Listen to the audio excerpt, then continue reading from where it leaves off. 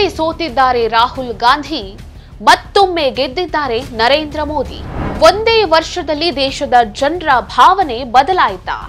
ನರೇಂದ್ರ ಮೋದಿ ಜನಪ್ರಿಯತೆಯನ್ನ ಗಳಿಸಿದ್ದು ಹೇಗೆ? ಅವತ್ತು ನಡೆದಿದ್ದ ಲೋಕಸಭಾ ಚುನಾವಣೆ ಇವತ್ತೇನಾದ್ರೂ ನಡೀತಾ ಇದ್ದಿದ್ರೆ ಜನರ ವಿಶ್ವಾಸವನ್ನೇ ಕಳೆದುಕೊಂಡ್ರ ರಾಹುಲ್ ಗಾಂಧಿ? ನಮಸ್ಕಾರ. ರಾಹುಲ್ ಗಾಂಧಿ ಮತ್ತೆ ಫೇಲ್, ಮೋದಿ ಮತ್ತೆ ಡಿಸ್ಟಿಂಕ್ಷನ್. ಹೌದು, ನೀವು ಸರಿಯಾಗಿ ಕೇಳಿಸಿಕೊಂಡಿದ್ದೀರಾ. ರಾಹುಲ್ ಗಾಂಧಿ ಮತ್ತೆ ಸೋತಿದ್ದಾರೆ, ನರೇಂದ್ರ ಮೋದಿ ಮತ್ತೆ ಗೆದ್ದಿದ್ದಾರೆ. 2024ರ ಲೋಕಸಭಾ ಚುನಾವಣೆಯಲ್ಲಿ 99 ಸೀಟ್ಗಳನ್ನ ಗೆದ್ದು ಕುಣಿದಾಡ್ಬಿಟ್ಟಿದ್ರು ರಾಹುಲ್ ಗಾಂಧಿ. ಅಷ್ಟಕ್ಕೂ ಅವರು 100ಕ್ಕೆ 99 ಸೀಟ್ಗಳನ್ನ ಪಡ್ಕೊಂಡದ್ದಲ್ಲ, ಬದಲಾಗಿ 543ಕ್ಕೆ 99 ಸೀಟ್ಗಳನ್ನ ಪಡ್ಕೊಂಡಿತ್ತು. 2024ರಲ್ಲಿ ನಡೆದ ಚುನಾವಣೆಯಲ್ಲಿ 99 ಸೀಟ್ಗಳನ್ನ ಗೆದ್ದು ಕುಣಿದಾಡ್ಬಿಟ್ಟಿದ್ದ ರಾಹುಲ್ ಗಾಂಧಿ ಅವರಿಗೆ ಅದೇ ಚುನಾವಣೆ ಇವತ್ತೇನಾದ್ರೂ ನಡೆದರೆ ಎಷ್ಟು ಸೀಟ್ ಪಡಿತಾರೆ ಅಂತ ನೋಡೋದಾದ್ರೆ, ಆ ಚುನಾವಣೆ ಇವತ್ತು ನಡೀತಾ ಇದ್ದಿದ್ರೆ ರಾಹುಲ್ ಗಾಂಧಿ ಅವರಿಗೆ ಸಿಗ್ತಾ ಇದ್ದಿದ್ದು ಕೇವಲ 78 ಸೀಟ್ಗಳು. 99ರಿಂದ 78ಕ್ಕೆ ಇಳಿಕೆಯಾಗ್ತಿತ್ತು. ದೇಶದ ಜನರ ಭಾವನೆಗೆ ತಕ್ಕ ಹಾಗೆ ಇವತ್ತೇನಾದರೂ ಚುನಾವಣೆ ನಡೆದ್ರೆ ಆ ಚುನಾವಣೆಯಲ್ಲಿ ರಾಹುಲ್ ಗಾಂಧಿ ಖಂಡಿತವಾಗಿಯೂ ಫೇಲ್ ಆಗ್ತಾರೆ. ಅದೇ ನರೇಂದ್ರ ಮೋದಿ ಅವರು ಕಳೆದ ಬಾರಿಯ ಚುನಾವಣೆಯಲ್ಲಿ 240 ಸೀಟ್ಗಳನ್ನ ಗೆದ್ದಿದ್ರು. ಆದ್ರೂ ಕೂಡ ಅವರು ಬೀಗಿರ್ಲಿಲ್ಲ. ಇನ್ನು ಮುಂದಿನ ಚುನಾವಣೆಯನ್ನ ಯಾವ ರೀತಿಯಾಗಿ ಎದುರಿಸಬೇಕು, ಇನ್ನೂ ಹೆಚ್ಚು ಸೀಟ್ಗಳನ್ನ ಗಳಿಸಬೇಕು ಅಂತ ತಮ್ಮವರೊಂದಿಗೆ ಸೇರ್ಕೊಂಡು ಕೆಲಸದಲ್ಲಿ ತೊಡಗಿದ್ರು.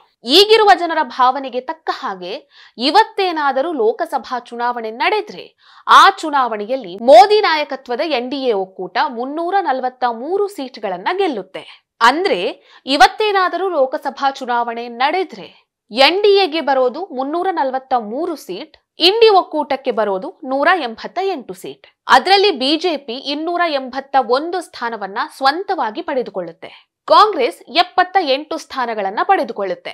ಇದರ ಅರ್ಥ ಏನು ಅಂದ್ರೆ, ಇವತ್ತೇನಾದ್ರೂ ಎಲೆಕ್ಷನ್ ನಡೀತಾ ಇದ್ದಿದ್ರೆ ಅವತ್ತು ಕೇವಲ 99 ಸೀಟ್ಗಳನ್ನ ಪಡ್ಕೊಂಡು ಕುಣಿದಾಡ್ತಿದ್ದಂತಹ ರಾಹುಲ್ ಗಾಂಧಿ ಅವರಿಗೆ ಇವತ್ತು ಅದೇ ಜನರು ಮುಟ್ಟಿ ನೋಡಿಕೊಳ್ಳುವಂತಹ ಏಟನ್ನ ಕೊಡ್ತಿದ್ರು. ಅಷ್ಟಕ್ಕೂ ಈ ವಿಚಾರಗಳನ್ನ ಪ್ರಸ್ತಾಪಿಸಿದ್ದು ಯಾರು ಅಂದ್ರೆ, ಮೂಡ್ ಆಫ್ ದಿ ನೇಷನ್ ಅನ್ನುವಂತಹ ಒಂದು ಸಮೀಕ್ಷೆ. ಇಂಡಿಯಾ ಟುಡೇ ಮತ್ತು ಸಿ ವೋಟರ್ ಅನ್ನುವಂತಹ ಇಂಟರ್ನ್ಯಾಷನಲ್ ಪೋಲಿಂಗ್ ಏಜೆನ್ಸಿ ಒಂದು ಸಮೀಕ್ಷೆಯನ್ನ ನಡೆಸಿದೆ. 2025ರ ಜನವರಿ 2ರಿಂದ ಫೆಬ್ರವರಿ 9ರವರೆಗೆ 543 ಲೋಕಸಭಾ ಕ್ಷೇತ್ರಗಳಲ್ಲಿ ಒಟ್ಟು 1,25,123 ಜನರನ್ನ ಇದು ಸಮೀಕ್ಷೆಗೆ ಒಳಪಡಿಸಿದೆ. ಇಲ್ಲಿ ಮೂಡ್ ಆಫ್ ದಿ ನೇಷನ್ ಅಂದ್ರೆ ರಾಷ್ಟ್ರದ ಜನರ ಭಾವನೆಗಳನ್ನ ತಿಳಿದುಕೊಳ್ಳುವಂತಹ ಒಂದು ಸಮೀಕ್ಷೆ. ಈ ಸಮೀಕ್ಷೆಯ ಪ್ರಕಾರ ಅವತ್ತು ನಡೆದಂತಹ ಲೋಕಸಭಾ ಚುನಾವಣೆ ಇವತ್ತೇನಾದ್ರೂ ನಡೆದ್ರೆ ಯಾವ ಪಕ್ಷದ ಪರವಾಗಿ ಜನರ ಒಲವಿದೆ ಅನ್ನುವಂಥದ್ದನ್ನ ಆ ಸಮೀಕ್ಷೆ ತೋರಿಸುತ್ತೆ. ಈಗ ಆ ಸಮೀಕ್ಷೆ ನೀಡಿದ ವರದಿಯ ಪ್ರಕಾರ winner is Narendra Modi and the loser is Rahul Gandhi.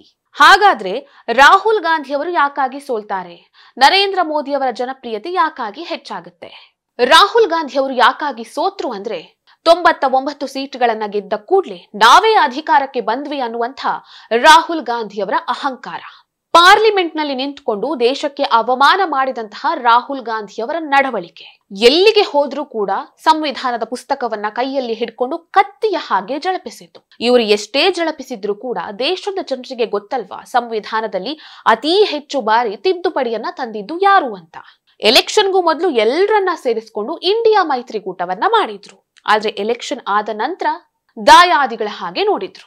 ಎಲೆಕ್ಷನ್ಗೂ ಮೊದಲು ರಾಹುಲ್ ಗಾಂಧಿ ಅವರಿಗೆ ಮಮತಾ ಬ್ಯಾನರ್ಜಿ ಬೇಕಿತ್ತು, ಅಖಿಲೇಶ್ ಯಾದವ್ ಬೇಕಿತ್ತು. ಆದ್ರೆ ಈಗ ರಾಹುಲ್ ಗಾಂಧಿ ಅವರಿಗೆ ಮಮತಾ ಬ್ಯಾನರ್ಜಿ ಅಂದ್ರೆ ಆಗಲ್ಲ, ಅಖಿಲೇಶ್ ಯಾದವ್ ಅಂದ್ರೆ ಆಗಲ್ಲ, ಒಮರ್ ಅಬ್ದುಲ್ಲಾ ಅಂದ್ರೆ ಆಗಲ್ಲ.